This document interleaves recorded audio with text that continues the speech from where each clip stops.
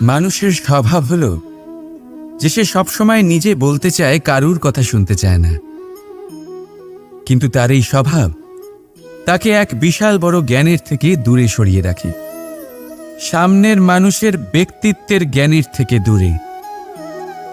তাই যদি আপনি কাউকে চিনতে চান, কাউকে বুঝতে চান, তাকে থামাবেন না, শুধু বলতে দিন। কারণ একজন ব্যক্তির ব্যক্তিত্ব লুকিয়ে থাকে তার কথার মধ্যে, আর তার আসল পরিচয় লুকিয়ে থাকে তার শব্দের পেছনে। বলতে দিন, আস্তে আস্তে আপনি সব বুঝতে পারবেন। এটাই তফাৎ হলো একজন সাধারণ মানব আর একজন মহামানবের মধ্যে। এক যে কাউকে বলতে দেয় না, আর এক যে সবার কথা শুনে। তাহলে সিদ্ধান্ত আপনার, আপনি কি সাধারণ হতে চান না অসাধারণ? কারণ এই ভবিষ্যৎ আপনার। রাধা রাধা। ভাগ্য, সময় ও কর্ম। দেখতে গেলে আমরা সবাই এই তিনটি শব্দের সাথে খুব ভালোভাবে পরিচিত। হয়তো আমাদের জীবনে আমরা এই তিনটি শব্দের প্রয়োগ অবশ্যই করে থাকি। দেখতে গেলে এই বিষয়ে প্রত্যেক ব্যক্তির দৃষ্টিভঙ্গি আলাদা। কেউ বলে সময়ই হলো সেই মাধ্যম যা ভাগ্য বানায়। কেউ বলে ভাগ্যই হলো সেই যা সময়কে বদলে দেয়। কেউ বলে ভাগ্য এবং কর্ম এই দুই একই দাঁড়িপাল্লার দুই দিক। যদি আপনাকে সত্যিটা বোঝায়, তাহলে ঠিক এইভাবে বোঝাবে। মনুষ্য জন্ম লাভ করা, মানুষ রূপে জন্মগ্রহণ করা, এটি ভাগ্যের হাতে থাকে। মৃত্যুকে প্রাপ্তি করা সময়ের হাতে থাকে। এই দুটি আমাদের হাতে নেই। কিন্তু মৃত্যুর পরেও চিরকালের জন্য অমর হয়ে থাকা, লোকের হৃদয়ে বসবাস করা, এটি অবশ্যই আমাদের হাতে আছে। আর এই আমরা অর্জন করতে পারি শুধুমাত্র আমাদের কর্মের দ্বারা। অর্থাৎ কর্মই হলো সব কিছুর আধার। তাহলে এর থেকে কখনো বিচলিত হবেন না। শ্রেষ্ঠ কাজটা করতে থাকুন আর আমার সাথে ভালোবেসে বলুন, রাধা রাধা। সাফল্য। সাফল্য এই পৃথিবীতে কে না পেতে চান? প্রত্যেক মানুষ চান যেন সাফল্য নিজে এসে তার কাছে ধরা দেয়। এবার সাফল্য তাদের কাছে এসে ধরা দেয় যারা নিজের পা ধরাতলে রেখে চলেন, যারা স্বপ্নের জগতে বিচরণ না করে বাস্তবের মাটিতে পা রেখে চলেন এবং তাও দৃঢ়তার সাথে। সাফল্য তারা পান না যারা বাড়িতে বসে বসে শুধু স্বপ্ন দেখেন। সাফল্য নিজে থেকে তাদের কাছেই আসে যারা নিরন্তর চেষ্টা করেন, যারা পরিশ্রম করেন আর নিজের এই জীবনকে অন্যের কাছে সফল করে দেখান। তাহলে সিদ্ধান্ত হলো আপনার। সফল সবাই হতে চান, স্বপ্ন সবাই সার্থক করতে চান। স্বপ্ন তখনই সার্থক হয় যখন পরিশ্রম করবেন, আর সাফল্য তখনই আপনার সাথে থাকবে যতক্ষণ আপনি বিনম্র থাকবেন। তাহলে আসুন আমার সাথে ভালোবেসে বলুন, রাধা রাধা। ভাগ করে নেওয়া বা বন্টন করা প্রত্যেক মানুষের জীবনে অবশ্যই হয়ে থাকে, আর অনেক সময় এটা জীবনে অতি আবশ্যক হয়ে পড়ে। কিন্তু ভাগ করার মনোকামনা তার থেকেও বেশি গুরুত্বপূর্ণ হলো যে কোন ঘটনার আধারে এই বাটোয়ারা হলো। অনেক সময় এই বাটোয়ারা হলো শান্তির প্রতীক, আবার অনেক সময় এই বাটোয়ারা বিপ্লব ঘটাতে পারে, এমন এক বিপ্লব যা মহাযুদ্ধ ঘটিয়ে দিতে পারে। দেখুন, বাটোয়ারা সম্পত্তির হোক বা হোক ভিক্ষার, শিক্ষা কিন্তু একটাই। জীবনে অনেক সময় বাটোয়ারা দরকার হতে পারে, কিন্তু যতদূর সম্ভব তা এড়িয়ে চলুন, একসাথে মিলে এগিয়ে চলুন। কারণ দেখুন, এই যে বাটোয়ারা ভাগ করে দেয়, আর সেখানেই একতা আপনাকে অগ্রসর করে। তাহলে আপনিও এটাই করুন, একসাথে মিলে সামনে এগোন আর আমার সাথে ভালোবেসে বলুন, রাধা রাধা। সুখ, দুঃখ, মৃত্যু, মহামারী, এগুলো কখনো বলে আসে না, আবার জিজ্ঞাসা করেও আসে না। এমনই হয় দ্রুত ক্রীড়ার এই খেলায়। এক কারাগারের মতো, একটা মাকড়সার জালের মতো। যেমন একটা মাকড়সার জাল একটা পোকাকে নিজের দিকে আসতে আকর্ষিত করে নিজের চমকের দ্বারা, নিজের গঠন দ্বারা, সেরকমই দ্রুত ক্রীড়ার এই খেলা মানুষকে নিজের দিকে আসতে প্ররোচিত করে। শেষে গিয়ে মানুষ আটকা পড়ে।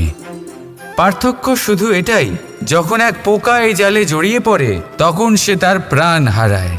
মানুষ যখন এই দ্রুত ক্রীড়ায় আকর্ষিত হয়, সে নিজের মান, নিজের ধন সব কিছু হারায়, নিজের বিবেক হারিয়ে ফেলে। কিন্তু আপনি আপনার বিবেক কখনোই হারাবেন না। যদি আপনার মনে লোভ চলে আসে, আপনি লোভী হয়ে ওঠেন। যদি আপনি দ্রুত ক্রীড়ার এই খেলায় আটকা পড়েন, তাহলে মনে রাখবেন, এই খেলা থেকে ফিরে আসা প্রায় অসম্ভবই বলা যায়। নিজের বিবেক কখনো হারাতে দেবেন না, কারণ বিনাশ আসার প্রথম লক্ষণ হলো বিবেকের বোধ চলে যাওয়া। এই প্ররোচনায় কখনো পা দেবেন না। আর আমার সাথে ভালোবেসে বলুন, রাধা রাধা। সমস্যা, কঠিন সময়, সংকট, বিপদ কার জীবনে নেই? প্রত্যেকের জীবনে আছে। কিন্তু আমাকে একটা কথা বলুন, যদি নৌকায় ঢেউকে ভয় পেতে শুরু করে, তাহলে সাগর পার করবে কে? কখনো কোনো ছোট্ট পিঁপড়েকে দেখেছেন, যে আকারে হয়তো ছোট হতে পারে কিন্তু বড় শিক্ষা দিয়ে যায়? কিন্তু আমরা শিখি না। এবার দেখুন একটা পিঁপড়েকে, যে ভোজনের খোঁজে বাইরে বের হয়, একটা ছোট্ট দানা তুলে নেয়। ছোট দানা তোলে কারণ তার থেকে বেশি সে তুলতেই পারবে না। সে দানা নিয়ে চলতে শুরু করে, কোনো দেওয়ালে উঠে পড়ে, আবার পড়েও যায়। সেই দানা দূরে কোথাও একটা পড়ে যায়, তা আবার খোঁজে, তুলে নেয়, আবার চলতে থাকে। পড়ে যায়, আবার ওঠে, পড়ে যায়, আবার ওঠে। সেই দানাটা রেখে দেয়, আবার বেরিয়ে পড়ে ভোজনের খোঁজে। পরিশ্রম করতে থাকে, কিন্তু হার মানে না। এই শিক্ষাই তো আমাদের প্রাপ্ত করতে হবে। নিরন্তর পরিশ্রম আর নির্ভীক হয়ে কর্ম করে যেতে হবে। এটাই হলো সাফল্যের মাধ্যম, এটাই হলো জয়ের মন্ত্র, অচ্যুত অজয় অস্ত্র। তাহলে আসুন আর আমার সাথে ভালোবেসে বলুন, রাধা রাধা।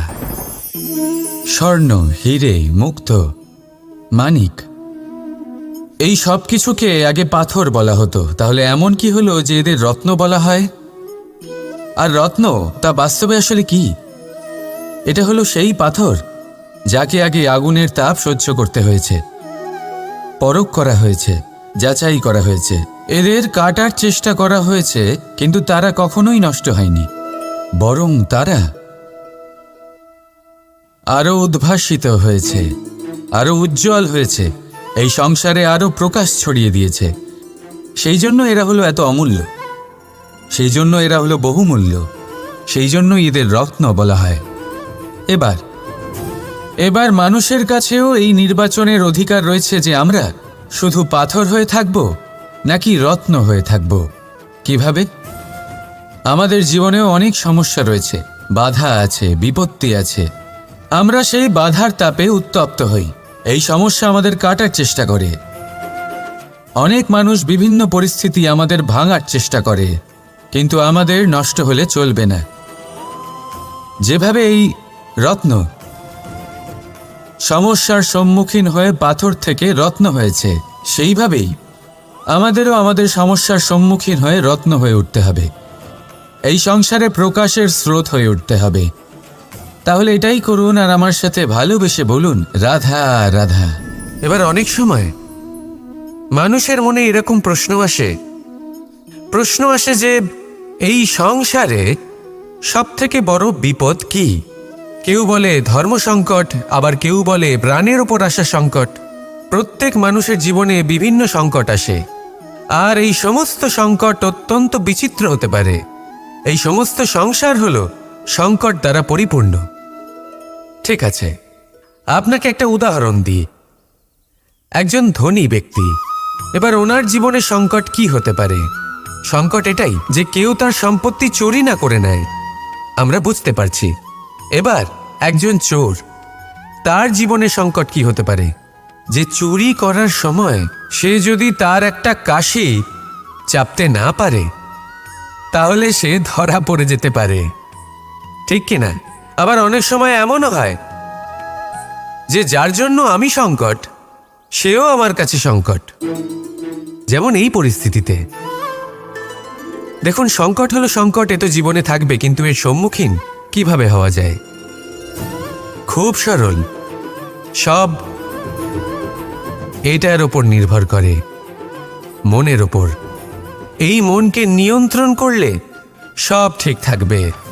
এবার যদি ধনী ব্যক্তি মনকে নিয়ন্ত্রণ করে ফেলেন, নিজের অর্থের ব্যবহার শুভ কাজের জন্য, সমাজের সেবার জন্য বিকাশ করতে করেন, ওই অর্থকে একত্রিত করে না রাখেন, তাহলে চুরির সমস্যা, এই সংকট সেখানেই কেটে যাবে। এবার যদি কথা বলি সেই চোরের, তাহলে চোর যদি নিজের মনকে সংযত করে নেয়, যদি নিজের কর্মকে নিয়ন্ত্রণ করতে পারে, তাহলে এমন কোনো স্বর নেই, এমন কোনো স্বর নেই যা ওকে ধরা পড়তে বাধ্য করবে। সেই জন্য জীবনে সংকট যতই আসুক, যত বড়ই সংকট আসুক না কেন, কবচ হলো একটাই, আর এই কবচের নাম হলো আত্মনিয়ন্ত্রণ। নিজের মনকে নিয়ন্ত্রণে রাখতে শিখুন। এটা নিজের জীবনে প্রয়োগ করে তো দেখুন। যদি আপনি করতে পারেন, তবে আপনি দেখবেন যে সংকট তো জীবনে আসা যাওয়া করে, কিন্তু সেই সংকটগুলির সম্মুখীন আপনি এইভাবে করতে পারবেন। তাহলে সেটাই করুন, আর আমার সাথে ভালোবেসে বলুন, রাধা রাধা। জীবনে যখনই আমাদের সামনে কোনো সংকট আসে, তখন আমাদের সামনে দুটো পথ খোলা থাকে। প্রথম পথ ভয়ভীত হয়ে যাওয়া, দ্বিতীয় পথ সাহসীর সাথে তার সম্মুখীন হওয়া। এই দুইয়ের উদ্দেশ্য সমান, লক্ষ্য হলো সমান, আত্মসুরক্ষা, জীবন রক্ষা।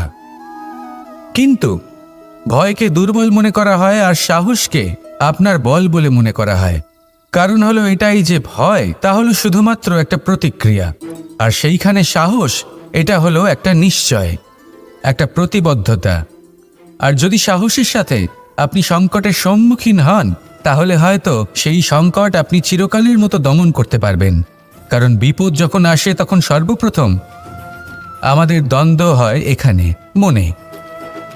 সেই বিপদের সম্মুখীন আমরা এখানে হই।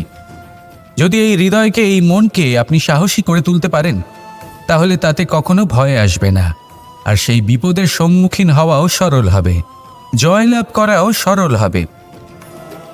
তাই নিশ্চিত রূপে সাহস হলো অধিক শ্রেষ্ঠ। জীবনে যখনই কোনো সংকট আসবে, তখনই সাহসের সাথে তার সম্মুখীন হন, আর আমার সাথে ভালোবেসে বলুন, রাধা রাধা। সংসারের সবথেকে মূল্যবান ধন কি হতে পারে? সেটা কি সেই স্বর্ণ যা দিয়ে অলংকার তৈরি করে আমরা ধারণ করি, নাকি সেই সব হিরে, মুক্ত, রত্ন যা হয় আমরা নিজেদের মুকুটে ধারণ করি বা হাতে আংটি বানিয়ে ধারণ করি, নাকি সেই ধন যার দ্বারা আমরা সংসারে যা চাই তাই কিনতে পারি? এই সব হলো ধন সম্পত্তি, কিন্তু সব থেকে বেশি মূল্যবান কিন্তু এরা নয়। এগুলো যে কেউ আপনার থেকে অনায়াসে কাটতে পারে। কোনো চোর চুরি করে নিতে পারে, কোনো ডাকাত এসে লুট করে নিতে পারে। সংসারের সব থেকে মূল্যবান ধন হলো সেটাই যাকে আমরা জ্ঞান বলে থাকি, যা আপনার থেকে কেউ কেড়ে নিতে পারবে না। কোনো ডাকাত লুট করে নিতে পারবে না, কোনো চোর চুরি করতে পারবে না, কোনো রাজা কর রূপে আপনার থেকে কেড়ে নিতে পারবে না। এগুলো আপনার সাথেই থাকবে। কিন্তু একটা কাজ আছে যা আপনি করতে পারেন। এই জ্ঞানরূপী ধন আপনি ছড়িয়ে দিতে পারেন। এই জ্ঞানই হলো এমন একমাত্র ধন যা ভাগ করে নিলে আরও বেড়ে যায়।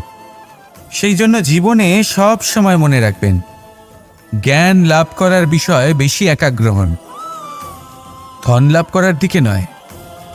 আমাদের মন প্রসন্ন চিত্ত হয়ে বলবে, রাধা রাধা। বৃক্ষের বীজ একটা সর্ষের দানার থেকেও ছোট হয়, কিন্তু যখন এটা বড় হয় তখন একটা বটগাছের মতো বৃহৎ আর মহান হয়ে ওঠে। গঙ্গা নদী, এর প্রারম্ভ হয় একটা ছোট্ট আর সরু স্রোত দিয়ে, তারপর সেটা বড় ধারায় বদলে যায়, তারপর সেটা নদীতে বদলে যায়, আর তারপর মহানদীতে পরিবর্তিত হয়। আপনি কি বুঝতে পারছেন যা আমি আপনাকে বোঝানোর চেষ্টা করে চলেছি? আমি আপনাকে বোঝাতে চাইছি যে প্রারম্ভ করার জন্য মহান হওয়ার কোনো প্রয়োজন নেই, কিন্তু হ্যাঁ, মহান হওয়ার জন্য প্রারম্ভ করা অত্যন্ত প্রয়োজনীয়। তাই শুরু করুন। আপনার ক্ষুদ্র এই প্রারম্ভ আপনার জন্য বৃহৎ হয়ে উঠতে পারে। শুরু করেই দেখুন না, আপনার গন্তব্য আপনার জন্য অপেক্ষা করে আছে। রাধা রাধা। পরীক্ষা এমন এক ব্যবস্থা যেখানে আমাকে, আপনাকে, সকলকে কখনো না কখনো অংশগ্রহণ করতেই হয়। মনে করুন নিজের বাল্যকাল। আপনি পরীক্ষা দিতে বসেছেন। তাদের মধ্যে কিছু বালক এমন হয় যারা সারা বছর পরিশ্রম করে, পড়াশোনা করে, মন দিয়ে পরীক্ষা দেয়। কিন্তু কিছু বালক এমন হয় যারা নিজের আশেপাশে বসে থাকা বালকদের নকল করে আর পরীক্ষায় কৃতকার্যও হয়ে যায়। খুব খারাপ লাগে এটা ভেবে যে কেউ বিনা পরিশ্রমে পরীক্ষায় কৃতকার্য কি করে হতে পারে। কিন্তু মনে রাখবেন, যারা নকল করেন তারা পরীক্ষায় কৃতকার্য অবশ্যই হয়ে যান, কিন্তু সফল। কারণ আমরা এক বিশেষ কথা ভুলে যাই যে প্রত্যেক মানুষের ব্যক্তিত্ব আলাদা হয়। আপনি অন্যদের নকল করে নিজের জীবন অতিবাহিত করতেই পারেন, কিন্তু যদি নিজের জীবনে সাফল্য লাভ করতে হয়, যদি নিজের জীবনে আনন্দ পেতে হয়, তাহলে মনে রাখবেন নিজের প্রশ্নগুলোর উত্তর জীবনে নিজেকেই খুঁজে বের করতে হবে। রাধা রাধা। মানুষ যখন সাফল্য অর্জন করে তখন তার মধ্যে জাগে অহংকার, আর এই সময় মানুষ সচরাচর একটা কথা ভুলে যায়, নত হতে। সে ভাবে যে আমি কারোর সামনে কেন নত হব। আর এটা এই কারণে হয় কারণ মানুষ এক গুরুত্বপূর্ণ কথা ভুলে যায়, যে এই সংসারে, এই জীবনে সে যা অর্জন করেছে নত হয়েই অর্জন করেছে। বাল্যকালে সে হাঁটতে শিখেছে এই মাটির কাছে নত হয়ে, পড়ে। বড়দের আশীর্বাদ নিয়েছে নত হয়ে। ফসল কাটার জন্য চাষিকে নত হতে হয়, কুয়ো থেকে জল তোলার জন্য কলসিকে নত হতে হয়। ঈশ্বরের থেকে আশীর্বাদ পেতে হলে তার কাছে মাথা নত করতে হয়। ঝড়ের মধ্যে গাছ সুরক্ষিত থাকে কি করে? নত হও। সম্মান কি করে অর্জন করা যায়? নত হও। কারোর সামনে নত হওয়া মানে নিজের আত্মসম্মান বিসর্জন দেওয়া নয়, তার অর্থ হলো বিনম্র হওয়া। আমরা মানুষ, আর ওই আকাশের উচ্চতায় পৌঁছানোর জন্য আমাদের কোনো পাখির মতো ডানার প্রয়োজন নেই। শুধু যত নত হবেন ততটাই উপরে উঠবেন।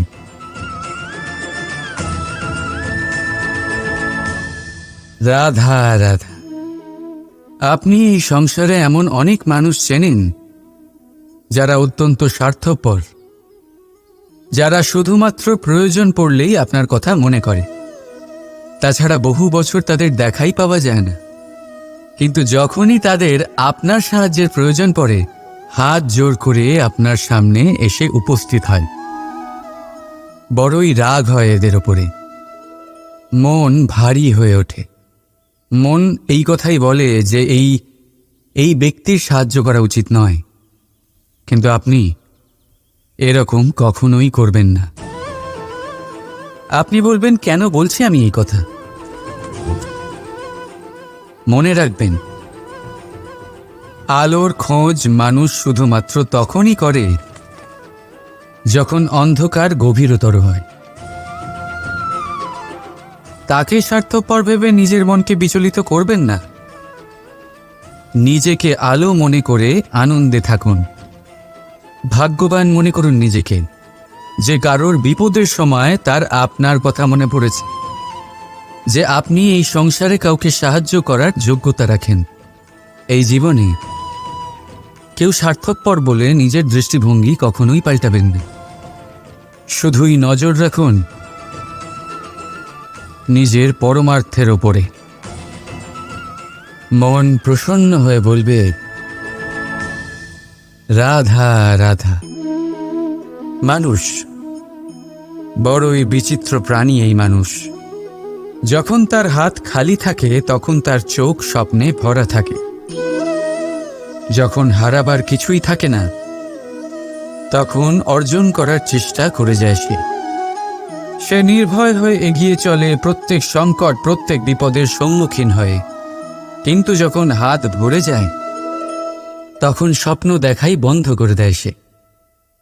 যা পেয়েছে তা যাতে হারিয়ে না ফেলে, সেই ভয়, সংকট ও বিপদের সম্মুখীন হওয়া বন্ধ করে দেয়। সেই পথটাই ভুলে যায় যাতে চলে সে সাফল্য অর্জন করেছে। এটা অনুচিত।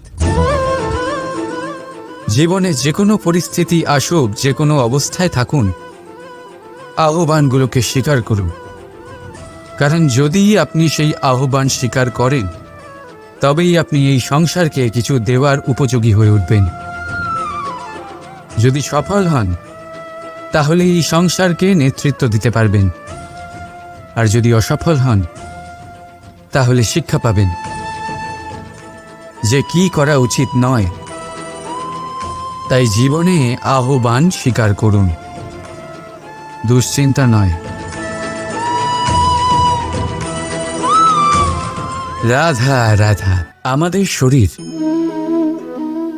প্রকৃতির সর্বশ্রেষ্ঠ রচনা। যে অঙ্গ প্রত্যঙ্গ আমরা লাভ করেছি প্রত্যেকটির মধ্যে একটি নিজস্ব বার্তা রয়েছে। একটু ভেবে দেখুন, দুটি চোখ দিয়েছে দেখার জন্য, দুটি কান দিয়েছে শোনার জন্য, নাসিকাও আছে দুটি, দুটি হাত দিয়েছে দ্বিগুণ পরিশ্রম করার জন্য। কিন্তু জীব শুধুমাত্র একটি। তার উপরেও তীক্ষ্ণ বলিষ্ঠ দাঁত দিয়েছে তার রক্ষার জন্য। কখনো ভেবে দেখেছেন কেন?